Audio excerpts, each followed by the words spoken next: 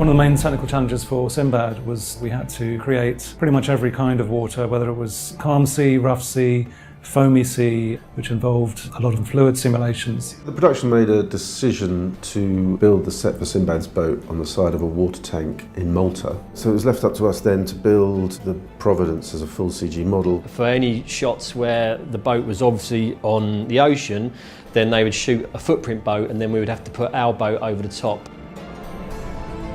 Part of the initial brief was that we would be creating creatures that weren't the usual kind of creatures you see on these fantasy TV shows. They would be more made of elements rather than physical creatures. Well, the biggest challenge definitely has been the Shama, which was the water creature. It was just a huge challenge because we'd done water creatures before, but not like this, not in a room where the water had to interact with different surfaces. Water behaves very differently when you see it going up to the horizon to perhaps when you see it just as a creature where you can see through the water and through the other side. The other challenge is when water splashes, it no longer looks like water, it starts to look like foam. So we had to devise ways of how to make water look like it should, depending on what state it was in. We had to make sure the creatures were photoreal, both in the way they looked and the way they moved. It wasn't like the old Sindbad. It wasn't something that they just cut away from and pretended that the creatures were there. They really were in your face.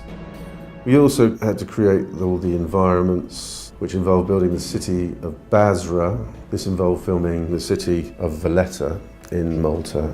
The whole harbour is kind of surrounded by these beautiful old walls, and we used these and some of the older buildings as a kind of foundation. We just looked at a lot of Middle Eastern cities, simple structures. They didn't really want anything to look too lavish. They wanted it to be more like little buildings all mashed together. I mean, for a TV show, you don't usually do lots of 3D matte paintings where the camera flies over really dynamically. We wanted to integrate as much of the live action in as possible with it, like flying through buildings where it would be fully CG and come out the other side into a shot. As the show developed as well, they became very aware of the kind of the grandness and the scale that we were adding to the show. We were taking techniques that we'd used on feature films and applying them to a TV series. In terms of technically what we were doing, we were definitely pushing the envelope for television, and again the idea is just try and make something for TV which you would be happy enough to pay for and watch at the cinema.